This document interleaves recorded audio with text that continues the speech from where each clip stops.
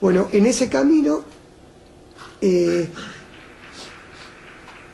observé muchísimo a los mejores expositores que en ese momento los tenía en el club, porque eran personas como Marcelo Garrafo, Alda Ayala, Julio Cufré, que eran personas de excelencia en el deporte. Lo que sí empecé a notar a los 14, 15 años, que mientras los observaba a ellos, y a poquito, a medida que pasaba el entrenamiento, se me iba a la vista con los conductores. Me atrapaba ver cómo resolvía los problemas, no solo los jugadores, sino los entrenadores. Empecé a llevar una libretita, a anotar los entrenamientos, y no solo anotaba los entrenamientos, sino anotaba disparadores que tenían que ver con situaciones, problemas que se iban presentando en las relaciones humanas. Y mientras tanto no la pasaba bien en el colegio, porque encontraba en la escuela, en la cual, o sea, tengo un gran respeto por la educación, pero decía, la escuela no es para todos, es para, según a la escuela que vayas, orientan tu cerebro hacia determinado lugar. Después, más adelante, empecé a comprender cuando empecé a estudiar neurociencia, pero nada más por interés propio, me di cuenta que eso que decía, ¿por qué tenía que leer un libro a la vez si tenía necesidad de leer 3? Y no terminaba ningún libro en ese momento. Y era una gran crítica que tenía, porque decía, ¿para qué lees 3 libros si no terminaste ninguno? Yo decía, porque tengo la necesidad.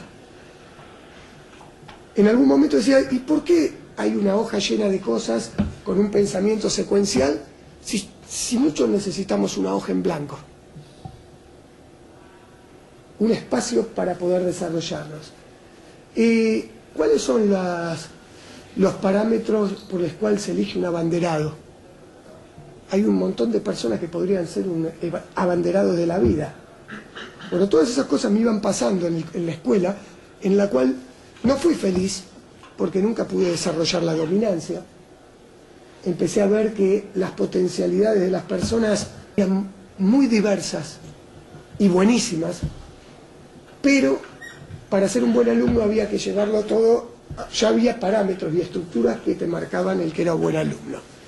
Y veía, pucha, ¿por qué no se trabaja sobre las dominancias de las personas?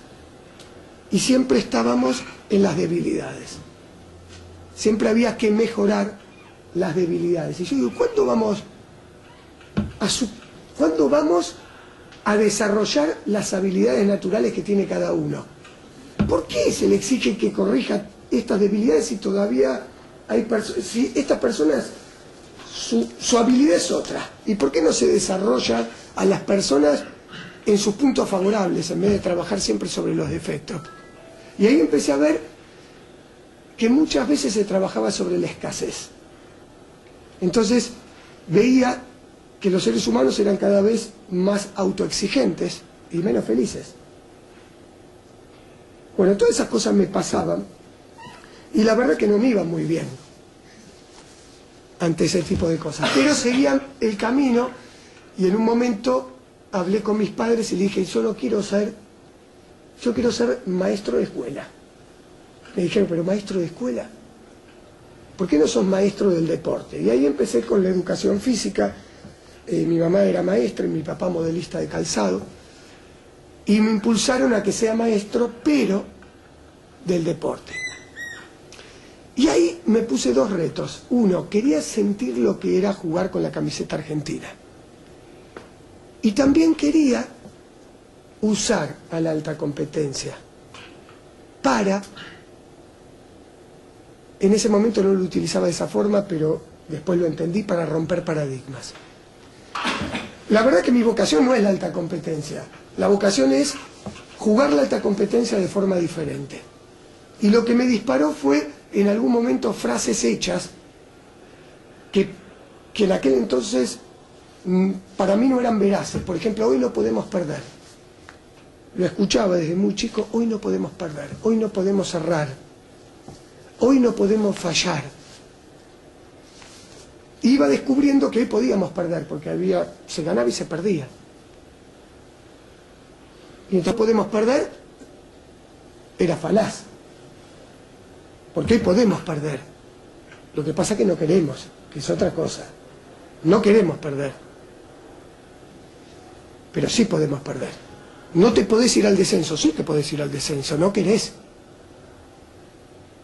Entonces, cuando ocurrían cosas que no, cuando pasaba lo que no podía pasar, se derrumbaban las relaciones humanas.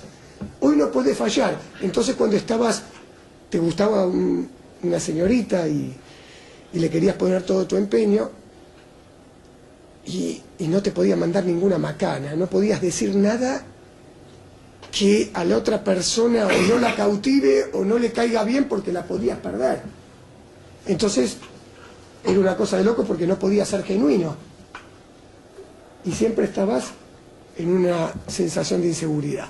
Bueno, les quería contar esto porque después me tocó ser jugador de selección y siempre era el que quedaba en la última lista entre el número 16 y el 22. Me tocó viajar mucho y me tocó también quedar afuera de los juegos que siempre quise estar, que eran los Juegos Olímpicos. Tuve la posibilidad de jugar 3 mundiales, Champions Trophy, Panamericanos, pero 2 veces quedé afuera del Juego Olímpico. Y era una asignatura pendiente porque el Juego Olímpico, no sé, algo... Bueno, desde Pierre de Coubertin me despertó. Siempre era la meca ir al Juego Olímpico, por todo lo que significaba y por el espíritu, pero no pude ir. Y cuando terminé de jugar sentí que no había sido olímpico y la vida me devolvió que cuando fui técnico de selección me tocó ir al Juego Olímpico y de una manera muy especial, porque ahí pasaron cosas muy fuertes como más allá de una medalla de plata que trascendió la medalla de plata, fundamentalmente la creación de algo que se llamó Leonas. Y esa creación, no diría creación, fue algo que se consumó después de más de, creo que de 30 años de jugadoras y entrenadores que fueron sacando esa leona que había dentro de las chicas y en un momento creo que no pudo más y ya pasó de las entrañas, de la sangre a la superficie y se expresó de una manera, salió para expresarse de una manera tan especial que encima trascendió el logro.